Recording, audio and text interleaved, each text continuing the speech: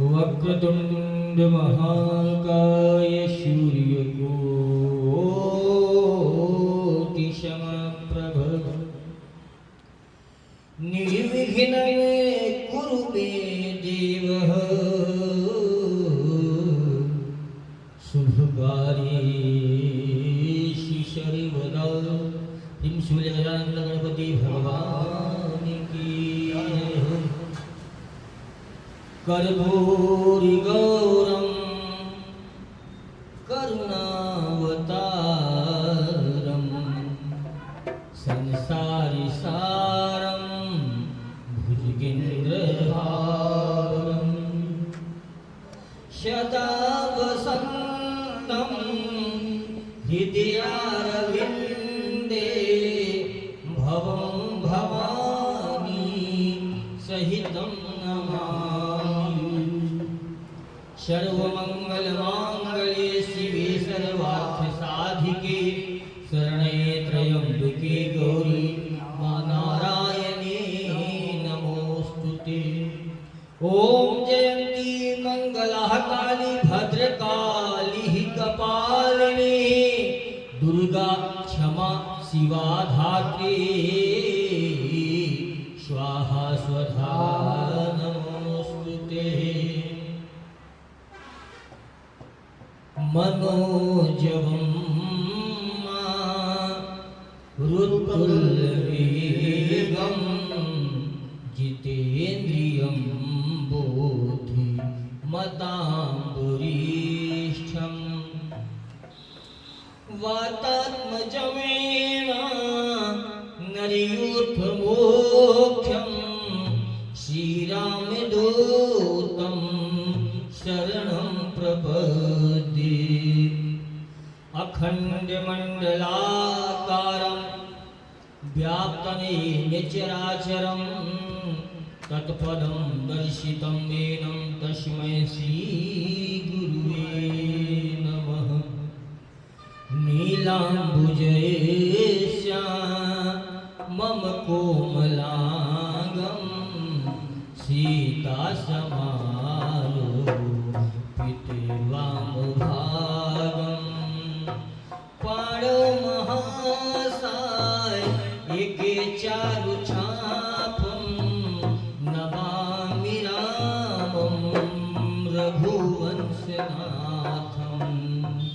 सीताराम राम राम सीताराम राम राम सीताराम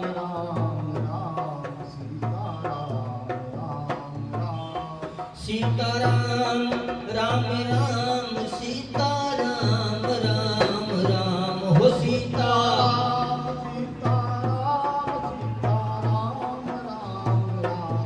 सीताराम राम राम सीताराम राम राम सीताराम राम राम सीताराम राम राम सीताराम राम राम हो सीताराम राम राम सीताराम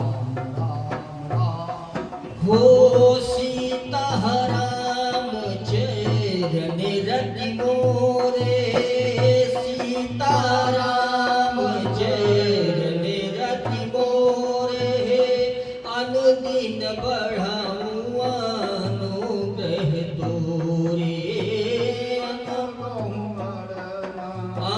अनुग्रह तोरे विधिनाथ कोई हित मोरा करहूं सुबीदास मैं तोरा। जय विधिनाथ कोई हित मोरा करहूं सुबीदास मैं तोरा। सीताराम राम राम सीताराम राम सीताराम राम राम सीताराम राम राम सीताराम राम राम सीताराम राम राम। श्री सीताराम राम भगवान की जय हो। अकारण कर्मा परब्रह्म अनंत कोटि ब्रह्मांड नायक राजाधिराज भक्त वांछा कल्पतरु श्री सियाजू और श्री राघव जी के पावन चरण कमलों में कोटि कोटि प्रणाम। यहाँ उपस्थित समस्त श्रोता बंधु तथा यूट्यूब, फेसबुक, सोशल मीडिया के माध्यम से इस दास द्वारा गाई गई कथाएं या सत्संग का श्रवण करने वाले तमाम श्रोता बंधुओं को मेरा सादर सिया राम। जय श्री राम, जय श्री नारायण, जय श्री सीताराम, राधे राधे, जय श्री कृष्ण। प्यारों, पूज्य पाद गोस्वामी तुलसीदास जी महाराज ने इसी श्री रामचरितमानस जो कि हम वैष्णव का प्राण है, उसमें एक चौपाई आती है, सिया राम मैं सब जग जानी, करहु प्रणाम जोरी जुगपानी। अर्थात ये समस्त जगत चर अचर में जो कुछ भी हमको दृश्य है, जो अदृश्य है, उस सभी को हम सीता राम जी का स्वरूप मान करके प्रणाम करते हैं। इस चौपाई का आशय ये है। हम लोग ने इस चौपाई को कई बार पढ़ा होगा, कई बार इसका हम लोगों ने अवलोकन किया होगा, लेकिन इस बारे में हमारी महत्व बुद्धि नहीं बैठ पाती है। क्यों? क्योंकि हम सभी ये जानते हैं कि जो हमको दिख रहा है वही सत्य है। भैया, ये मिट्टी का घड़ा है, जैसे मिट्टी का घड़ा होता है ना, वैसे ही एक बर्तन है। हमारा शरीर क्या है? बर्तन है, और बर्तन से ज्यादा कुछ भी नहीं है। देखिए, हमारे 3 प्रकार के शरीर हैं, कारण, सूक्ष्म और स्थूल। ये जो बाहर से आपको शरीर दिखाई दे रहा है ना, इसको स्थूल शरीर बोलते हैं। क्या बोलते हैं? स्थूल शरीर बोलते हैं। और जब हम सुषुप्त अवस्था में होते हैं, अर्थात जब हम सो जाते हैं, तो हमारा सूक्ष्म शरीर काम करता है। जैसे आपने देखा होगा कि स्वप्न में जाने के बाद आदमी जब सो जाता है, तो बाहर से यदि कोई उसको जगाने का प्रयास करे, तो वो जो दुख पा रहा है, उसके दुख को भगाने का कोई प्रयास करे तो ये संभव नहीं हो सकता। क्यों? क्योंकि उस समय शरीर की एक अलग ही अवस्था होती है। आपने देखा होगा, कभी भी डॉक्टर लोग जब सुई लगाते हैं तो उतनी देर से क्या करते हैं, उतनी देर से उतनी शरीर का क्या है, कनेक्शन काट देते हैं आपसे मन का। फिर उसके बाद में वहां से ऑपरेशन करते हैं तो उस शरीर पर कोई दर्द नहीं होता। तो इसी प्रकार से हमारे 3 शरीर हैं। एक शरीर है यात्रा शरीर। जब मर जाने के बाद में इंसान ऊपर जाता है, लोग सोचते हैं ये शरीर तो यही छूट गया, अब हम किस शरीर से जाएंगे, हमको कैसे मिलने मिलेगा। भैया, इसके बाद भी एक शरीर है जो उसको यातना शरीर कहा जाता है, और उसी शरीर के माध्यम से इंसान यहाँ से जाने के बाद नरक आदि की यातनाओं को भोगता है। जो उसके कर्म है उसका प्रारब्ध भोगता है। भैया, हमको ऐसी कोई यातना न भोगना पड़े, हमारा जीवन सदा सुखी रहे। हम सभी जो माया का प्रबल वेग है, इससे बचकर के मायापति के शरण में पहुंच जाएं, चरण में पहुंच जाएं। अभय भुजंगम, जिनकी विशाल बाजू में भुजाएं हम सभी को अभय करने वाली हैं, उनके चरण शरण में हम सभी कैसे बने रहें, इसी बात का तो सत्संग सुनते हैं हम लोग। भैया, अभी 3 दिनों से 4 दिनों से आपने ये जाना कि हम कौन हैं, क्यों आए हैं, क्या करना चाहिए और क्या कर रहे हैं, आदि आदि विषयों का आप सभी ने अवलोकन किया, श्रवण किया। हमने जाना कि सर्वोपरि साधना क्या है, अर्थात ऐसी कौन सी वस्तु है जिससे भगवान को वश में किया जा सकता है। वह भगवान जो अजित है, क्या है? अजित है, जिसको कोई जीत नहीं सकता। उस भगवान को भी जीतने की सामर्थ्य रखने वाला कौन है? भगवान का नाम। कल हम लोगों ने क्या सुना? भगवान के नाम की महिमा सुनी। भैया, सुन तो लिया, लेकिन मैं पूछता हूं आप लोगों से, ऐसे कितने लोग हैं जो निरंतर भगवत नाम जप करते हैं? कुछ ही ऐसे लोग होंगे, या किसी धाम में होंगे, या बहुत बड़े सौभाग्य की बात है तो वही घर में रह करके भगवत नाम जप कर पाता है। भगवत नाम जप में हमारा मन क्यों नहीं लगता है? इसका कारण कभी जानने की कोशिश करिए आपने। ये मन आपसे सब कुछ करवा लेगा, लेकिन भगवान नाम जप नहीं करने देगा। क्यों? क्योंकि ये जानता है कि ये भगवान नाम जप करेगा तो मैं मर जाऊंगा, मेरा अस्तित्व नहीं रहेगा, और मेरा अस्तित्व नहीं रहेगा तो मैं इसको माया में फंसा नहीं पाऊंगा। तो मन आपको नाना प्रकार के प्रलोभन देता है। क्या करता है? प्रलोभन देता है कि भैया तू एक काम कर, इस तीर्थ में घूम ले, उस तीर्थ में घूम ले, ऐसा कर ले, वैसा कर ले, ये कर ले।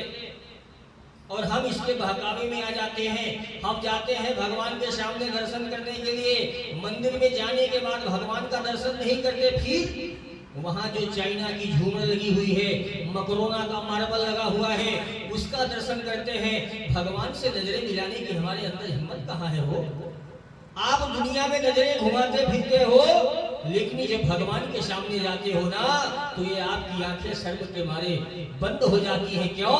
क्योंकि आप मलयुक्त हो, आपका मन निर्मल नहीं हुआ है। और भगवान का कहना है क्या? निर्मल मने जने शो मोहि पावो, निर्मल मने जन हर्षो मोहि पावो, मोहि कपट छल शीघ्र भावा। भगवान कहते हैं तू मेरे पास आ, तू मेरा ही अंश है, मैं मानसू तू मेरा बच्चा है, लेकिन अभी तेरे मन में मैल है। और भैया मैं आपको सच कहूं तो आपको भी कहीं जाने की जरूरत नहीं है। क्यों? क्योंकि आप जिसको ढूंढ रहे हो ना वो आपके अंदर ही बैठा हुआ है। जैसे किसी बर्तन में काई लग जाती है, क्या लग जाती है? काई लग जाती है, जंग लग जाता है, तो हमारी माताएं बहनें उसको पीतांबरी से माज के उस पात्र का मार्जन करने के बाद में उस बर्तन का असली स्वरूप दिख जाता है। दिखता है कि नहीं दिखता है? इसी प्रकार से हमारे मन को मांजने का साबुन कौन सा है? राम नाम के साबुन से जो मन का मैल छुड़ाएगा, राम नाम के साबुन से। देखिए कपड़े धोने का साबुन इस संसार में बहुत प्रकार के हैं। घड़ी डिटर्जेंट मिल जाएगा आपको, आदि आदि प्रकार के, निरमा वॉशिंग पाउडर। लेकिन कभी हमने विचार किया कि ये जो हमारा मन है, जिसमें मन है, मरे बोले तो काम, क्रोध, लोभ, मोह, मद, मत्सर, ये खट विकार हैं। किसी दिन हम इनके बारे में चर्चा करेंगे, इनका स्वरूप क्या होता है, इनका रूप क्या होता है। इनसे बाहर ही नहीं निकल पा रहे हैं हम। भैया जब नदी में आपने देखा होगा जल शांत रहता है तो नीचे तक की वस्तु शांत रहे और स्थिर रहे। यदि जल स्थिर है और शांत है तो जो नीचे की वस्तु है उसका दर्शन हमको हो जाता है। इसी प्रकार से जब ये मन निर्मल होगा, शांत होगा, तो निर्मल मन के दर्पण में वह राम के दर्शन पाएगा। निर्मल मन के दर्पण में वह राम के दर्शन पाएगा। लेकिन इस मन का मैल तभी धुलेगा जब राम नाम, भगवान के नाम का, नाम रूपी आपका साबुन लगा करके इस मन का मार्जन करेंगे तो जितने भी विकार हैं भैया वो सब धुल जाएंगे। और आपका मन जैसे ही साफ होगा, शीशे की तरह दिखने लगेगा, उसमें आपको आपका असली स्वरूप अर्थात परमात्मा तत्व का आपको बोध हो जाएगा। प्रेम से बोले सियावर रामचंद्र भगवान की जय हो। तो भैया ये मन हमारे साथ क्या करता है? बहुत बड़ी साजिश रचता है। क्यों? क्योंकि यह जानता है कि यदि इसने भगवान नाम लेना प्रारंभ कर दिया तो इसका परम कल्याण हो जाएगा। अर्थात ये आवागमन के चक्र से मुक्त होकर के भगवान के परम धाम को चला जाएगा। तो माया अपना पूरा प्रयास करती है, माया कमजोर नहीं है। क्यों? क्योंकि भगवान की बनाई हुई तो माया है। इस माया से बड़े बड़े देवता विचलित हो गए तो हमारा और आपका क्या समर्थ है? तो भैया तो ये मन क्या करेगा? आपको फंसाने का प्रयास करेगा कि आप जीतने न पाओ, कहीं ऐसा न हो आप विजयी होकर के भगवत धाम को चले जाओ। और फिर ये किसको नचाएगा? तो ये क्या करता है? आपको नाना प्रकार के प्रलोभन देता है। और देखिए सबसे अच्छी बात, लोगों के प्रश्न होते हैं कि महाराज जी जब हम पूजा पाठ करना प्रारंभ करते हैं तो हमारे मन में और गंदे विचार आना प्रारंभ हो जाते हैं। आप देखो सबके मन की बात बता रहा हूँ। जब आप भगवत आराधना में बैठते हैं, पूजा पाठ में बैठते हैं, ऊपर से आप कितना भी समय बनने की कोशिश करो, लेकिन जब मंदिर में जाते हो, जब भगवान के सामने जाते हो, भगवान नाम लेना प्रारंभ करते हो, तो और उल्टा वेग आने लगता है और मन की जो गंदगियां हैं वो बाहर आने लगती हैं। तो साधक उस समय घबरा जाता है। जो नया नया साधक है, भक्ति मार्ग पे चला है, वो घबरा जाता है। क्यों? क्योंकि उसको समझ में आता है कि इससे अच्छे तो हम पहले ही थे, और अब पूजा पाठ प्रारंभ किया तो ये नई नई बीमारी कहां से आ रही है? भैया इसको समझना पड़ेगा आपको। क्यों? क्योंकि ये और कुछ नहीं है, ये वही है जो आपने डाल रखा है। क्या कर रखा है? डाल रखा है। अनंत हमारा ये जो मन है ना, ये एक कैमरे की तरह है। क्या है? कैमरे की तरह। जैसे सामने कैमरा लगा हुआ है ना, सारी बातें यहाँ पे रिकॉर्ड हो रही है। इसी प्रकार से ये जो हमारा मन है ना, इसमें लाइव रिकॉर्डिंग चलती रहती है 24 आवर्स। आप कहाँ गए, किससे मिले, क्या किया, क्या खाया, क्या पिया, क्या संभाषण किया, ये सारी चीजें रिकॉर्ड करता रहता है। अच्छा, ये आज की रिकॉर्डिंग नहीं है, ये अभी तक जब से सृष्टि हुई है आपने जितनी बार जन्म लिया है। अगर मुक्त हो गए होते तो आप यहाँ बैठे नहीं होते, अर्थात अभी तक मुक्त नहीं हुए हैं। तो ये तब से लेकर के अभी तक अनंत जन्मों की रिकॉर्डिंग इसके पास में है। इंसान जब मरता है ना, तो इस मन की स्मृतियां साथ में लेकर के जाता है। क्यों? क्योंकि जब दंड मिलता है तो भगवान उसको 100 जन्मों की पिक्चर दिखाते हैं, पूरी देखते नहीं है कि या इसलिए मिल रहा। भगवान के दरबार में किसी के साथ गलत नहीं हो सकता, वो सब कैसी है। बड़ा सुंदर प्रसंग आता है श्री रामचरितमानस में। बाली ने कहा, बोले प्रभु आप तो समदर्शी हैं। क्या है? समदर्शी हैं। जैसे आपके लिए सुग्रीव, वैसे मैं बैरी सुग्रीव प्यारा कारण कौन नाथ मुझ मारा। मैं बैरी हो गया और सुग्रीव आपका प्यारा कैसे हो गया, क्या कारण है? तो भगवान ने कहा, बोले बाली अवश्य आप दोनों मेरे लिए समान हो, उसमें कोई दो राय नहीं है, लेकिन अनुज बधू भगनी सुतनारी रे सेठ सुन कन्या समचारी, इन्हें कुदृष्ट विलोकई जोई ताहि बधे कछु पाप न होई। भैया अनुज बोले तो भाई की पत्नी, अनुज बधू बोले तो बहू, अनुज बधू भगनी बहन, सुतनारी बोले तो पुत्र की अर्धांगिनी, आपकी बहू, ये सब कन्या के समान बताई गई हैं। और इन पे जो कुदृष्ट कर ले उसका वध करने में कोई पाप नहीं लगता है। तो भगवान ने तो एक कारण ही बताया। और कहने का तात्पर्य है प्यारों कि हमने जो है अनेक जन्मों में पाप किए हैं। क्या किए हैं? अनेक जन्मों में पाप किए हैं। जो जो कर्म किए हैं वो सारी रिकॉर्डिंग हमारे मन के पास में सुरक्षित है। क्या है? सुरक्षित है।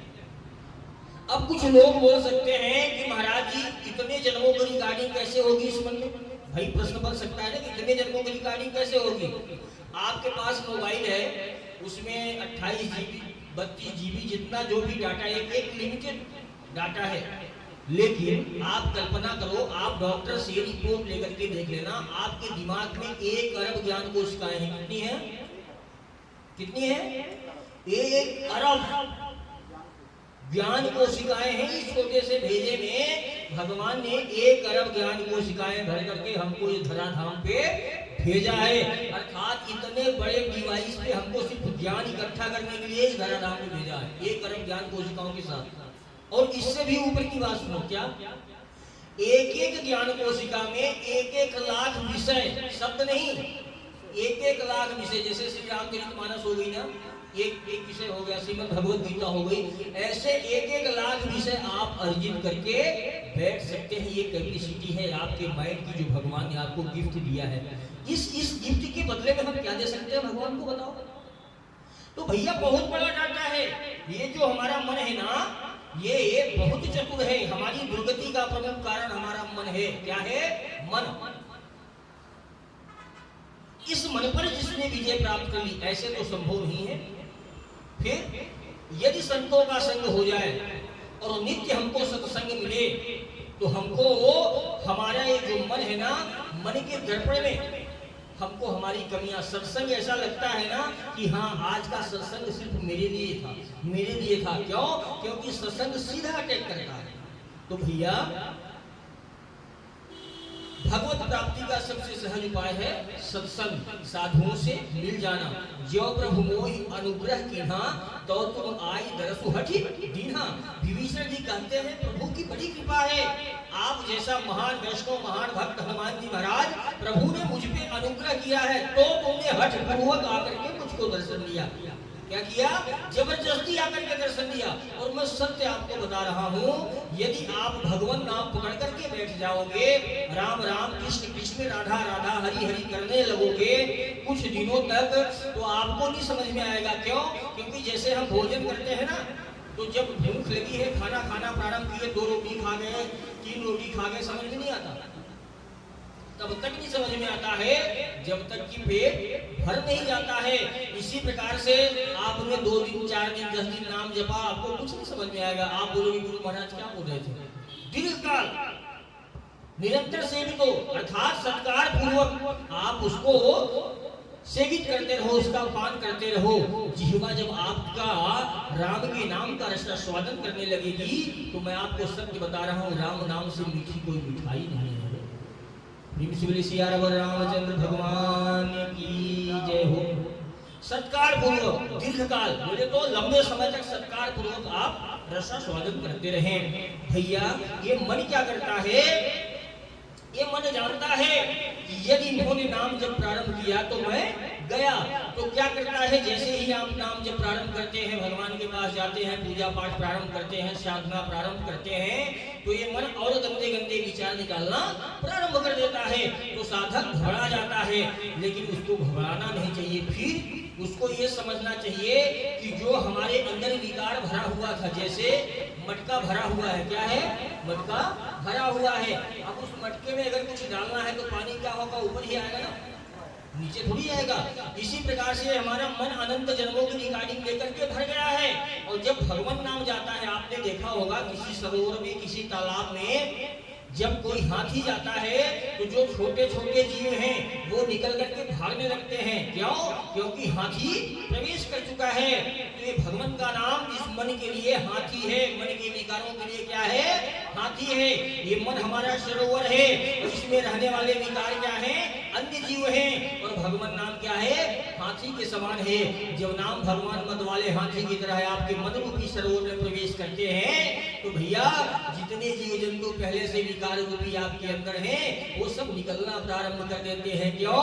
क्योंकि उनको मालूम पड़ गया हमारी कोई सत्ता रहने वाली नहीं है।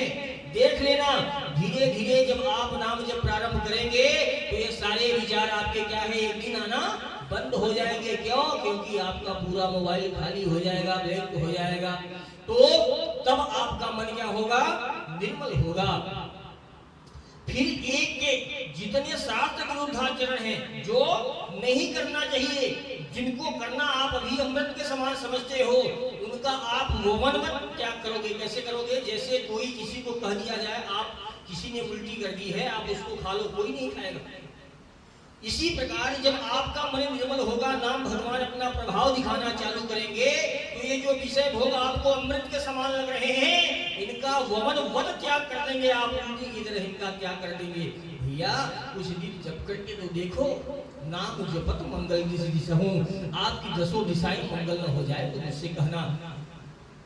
परम पूज्य कलि पावन अवतार पूज्य पाद गोस्वामी तुलसीदास जी महाराज कहते हैं, मैं भगवान शंकर जी को साक्षी मान के कहता हूँ, उनकी सौगंध खा के कहता हूँ, यदि एक शब्द भी मैं झूठा कहूँ तो मेरी जिह्वा गल के गिर जाए। क्या? कि मुझे जीवन में जो कुछ भी मिला है, रा और माँ, एक अक्षर माँ है, एक अक्षर बाप है, इन दोनों ने ही मेरा सत्कार किया है। आज मैं जो कुछ भी हूँ, इस 2 अक्षर के प्रभाव से हूँ। उसी 2 अक्षर का प्रभाव, उसमें महत्व बुद्धि हमारे अंदर बैठ जाए नाम जप में, तो हमारा जीवन सार्थक हो जाएगा। हो, लेकिन ये संभव नहीं है प्यारों। और ऐसा हो गया, भगवान की बड़ी कृपा से नामों में महत्व बुद्धि हमारी बैठ गई। जीवन के परम उद्देश्य को हम क्या करते हैं? हम छोटे छोटे वस्तुओं के लिए दूसरों की निंदा और स्तुति करते हैं। क्या करते हैं? हम जाकर के दूसरे से दूसरे की निंदा कर देंगे तो हम पर प्रसन्न हो जाएगा है कि मैं इसका बहुत बड़ा हितकारी हूँ। भैया कुछ भी नहीं होने वाला है, आप समझो। क्यों?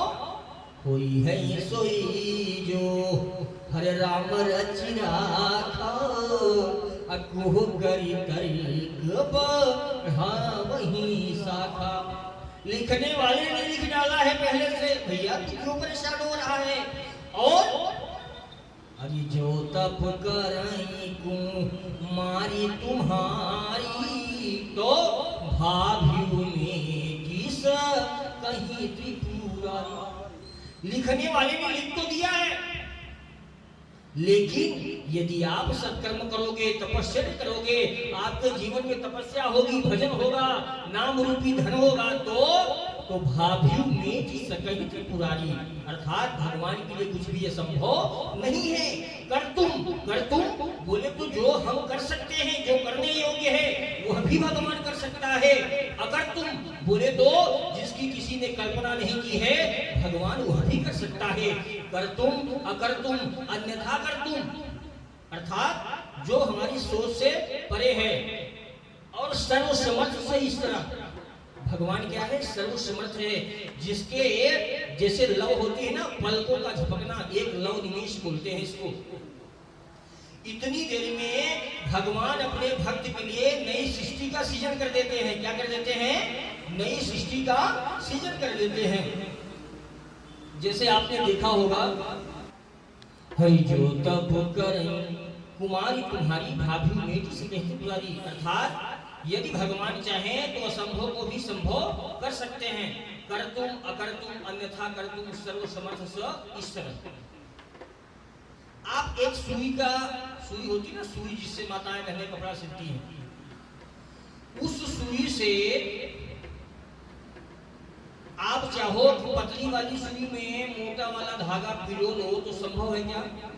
नहीं जाएगा, हो ही नहीं सकता है, कितना भी दिमाग लगा लो। लेकिन यदि मेरे रघुनाथ जी चाहे, मेरे मालिक मेरे ठाकुर जी चाहे, तो उस सुई के छेद में से अनंत ब्रह्मांड पार करवा दे।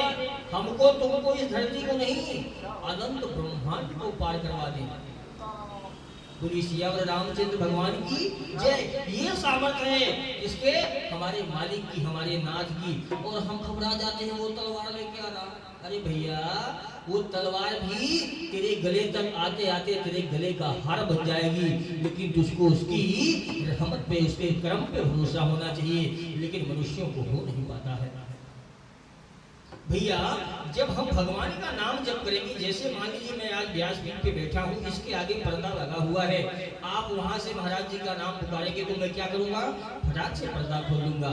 नाम के प्रभाव से क्या होता है, भगवान एक दिन पर्दा खोल करके हमारे सामने आ जाते हैं और हमें अपना दर्शन करा करके, जिस दर्शन की पिपासा के लिए बड़े बड़े मुनि योगी लालायित रहते हैं, वो भगवान नाम रूप आधीना। भगवान का रूप का है क्या अधीन है, नाम के अधीन है। आप नाम जप करके देखो, आपको साक्षात भगवान के दर्शन होने लगेंगे। बोलिए सियावर रामचंद्र भगवान की जय। तो भैया समझ गए कि क्यों हमारे मन में गंदे विचार आते हैं, समझ में आ गई बात। इसलिए आते हैं क्योंकि उनको मालूम है कि अब मैं मरा, अब मेरी कोई सत्ता नहीं रह जाएगी। तो वो क्या करते हैं, नाना तरीके से गंदी चीजें हमारी मन में डालने का प्रयास करते हैं, और हम उससे घबरा करके भगवान नाम जो कि अमृत स्वरूप है उसको लेना बंद कर देते हैं। पृथ्वी सियावर रामचंद्र भगवान की जय। और प्यारों, एक बात और देखिए, मानव जन्म तब मिला है हमको जब भगवान ने निर्णय ले लिया है कि इस बार इसका हमको उद्धार करना है। भगवान ने निर्णय ले लिया है कि इस बार इसका उद्धार हमको करना है। भैया चरण पादुका निकालने वाला, जब भगवान ने निर्णय ले लिया कि इस बार हमको उद्धार करना है इसका, तो भगवान ने आपको क्या दिया, मानव जीवन दिया। लेकिन वो बहुत बड़ा मूर्ख व्यक्ति है जिसने जे न भजे हरि नर तनु पाई। यह मानव देव दुर्लभ संपदा, ये शरीर पा करके यदि वो हरि का भजन नहीं कर रहा है तो वो समझदार नहीं, अपितो महामूर्ख है, महामूर्ख। रामचंद्र भगवान की जय। पार्वती पतये हर हर